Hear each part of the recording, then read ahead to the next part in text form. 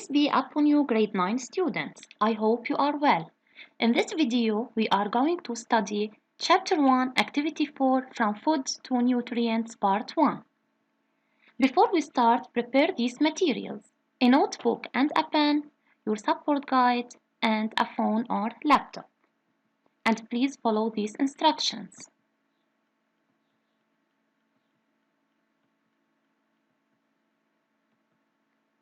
At the end of this video, you will be able to list the organs of digestive system, distinguish between digestive system and digestive tract, analyze experiments of in vitro digestion of some food types like proteins, identify the role of bile, represent or describe the molecular simplification of some food using a functional diagram. Most of the food that we consume is made up of complex molecules like carbohydrates, proteins, and lipids. Upon digestion, these complex molecules are broken down into simpler ones. Where and how is the food transformed into simpler molecules? Of course, this is the function of the digestive system. Let's recall the organs of the digestive system. First, we start by the mouth, then esophagus, stomach, pancreas, small intestine, large intestine, and the liver. Sometimes people confuse between the digestive system and the digestive tract. Well, they are totally different. The digestive system includes both the digestive tract and the digestive glands. The digestive tract is the pathway of food. It's the tube where the food passes throughout the digestion. It includes the mouth, esophagus, stomach, small intestine, and large intestine. While the digestive glands, it includes the organs or the glands that secrete the juices necessary for the digestion process. It includes the salivary glands, gastric glands, liver, pancreas, and intestinal gland. So, to sum up, after ingesting the food, it starts from the mouth to the esophagus, then the stomach, to the small intestine, and finally ends in the large intestine. These are the organs of the digestive tract. So, the food passes exclusively in the digestive tract or tube. Food never passes into the glands like the liver or the pancreas. The glands secrete the juices that ensure the chemical digestion of food. After having studied the transformation of starch by salivary amylase, let's find out what happens to other types of food like proteins. But before we study the digestion of proteins, let's learn about its structure. Proteins are complex molecules made up of several peptide chains. The peptide chain in its turn is made up of a sequence of amino acids, the simplest molecule in proteins. Food in the stomach is mixed with the gastric juice, and the gastric juice contains an enzyme called pepsin. The gastric juice also contains hydrochloric acid HCl that renders the medium acidic for the optimal activity of pepsin. So, the gastric juice, which is constituted of both the hydrochloric acid and the pepsin enzyme, they accomplish the chemical digestion of proteins into peptides. And the chemical digestion of proteins is also facilitated by the mechanical digestion, which is favored by churning or the muscular contraction of the stomach walls. Then, pepsin acts in acidic medium. The pepsin hydrolyzes the complex protein molecules into smaller ones called peptides. However, peptides need further digestion by another enzyme in order to be transformed into the simplest molecules. Where do proteins continue their digestion? What are the glands and the juices involved in this digestion? Digestion, a passage from complex to simple. In order to answer these problems, we conducted an experiment where a tube containing coagulated egg white and pancreatic extract is put in a water bath for 1 hour. The substrate in this experiment is chosen to be the coagulated egg white or protein. But what do we mean by coagulated egg white? Coagulation is defined as the change in the structure of protein from a liquid form to solid or a thicker liquid brought about by heat. As we see in this figure, the liquid part of the egg, which is the egg albumin, changes from the liquid state into the solid state upon heating. This is the coagulation of albumin. Note that only proteins coagulate. Peptides and amino acids don't. Also note that proteins and peptides give a positive result with Biuret test, however the amino acids don't. As we see here, the proteins and the peptides give a positive result with the Biuret test, and which is revealed by the appearance of the violet color. While with the amino acids, there is no appearance of violet color, so the initial color of the Biuret solution appear, which is blue. Let's come back to our experiment and interpret our experiment. Remember, when you are asked to interpret, so you must make analyze plus give a significance. After 1 hour, the tube containing coagulated egg white and pancreatic extract became clear. This means that the egg white is digested. This statement represents the significance. What do you conclude from this interpretation? The egg white is digested. This means that the egg white disappeared. Let's observe what do we have inside the test tube other than the egg white. We have the pancreatic extract. So, draw out a conclusion.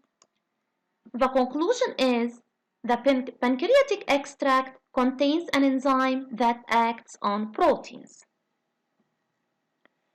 Contents of the pancreatic juice. The pancreatic juice contains 3 enzymes: trypsin that acts on proteins, lipase that acts on lipids, and amylase that acts on starch. So digestion of proteins continues in the small intestine under the action of trypsin. Enzymes that act on proteins are called proteases. So both pepsin and trypsin are proteases. But in the contrast of pepsin, which acts in acidic medium, trypsin acts in basic medium. This graph shows that the optimal activity of trypsin is at pH greater than 7. So the trypsin acts in basic medium. How is the medium rendered basic in the small intestine? The answer is that the liver produces bile. This is the liver and it produces bile. Bile is a liquid that contains no enzymes. Bile is stored in the gallbladder and conducted into the small intestine. So, the bile is produced by the liver and it's stored in the gallbladder and it's conducted into the first region of the small intestine. This figure shows how the bile is conducted into the small intestine through the bile ducts.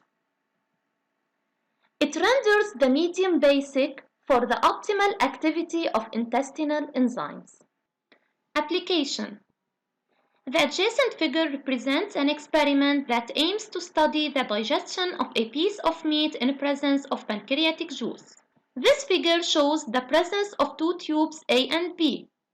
Both tubes contain a piece of meat plus pancreatic juice, and they are put in a water bath at 37 degrees Celsius.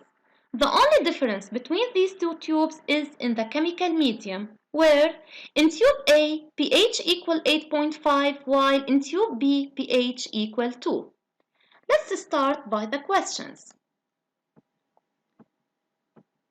Pose the problem studied in this experiment.